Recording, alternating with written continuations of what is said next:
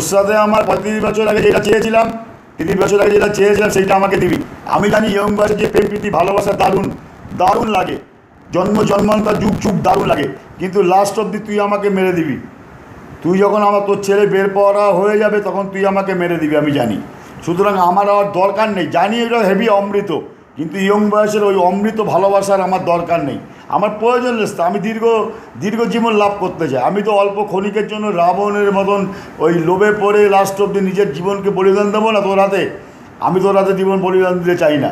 Last অবধি তুই ছেলেকে তুই মারতে বাধ্য হবি, বেপরা হয়ে যাবে, ওষুধ তৈরি হবে।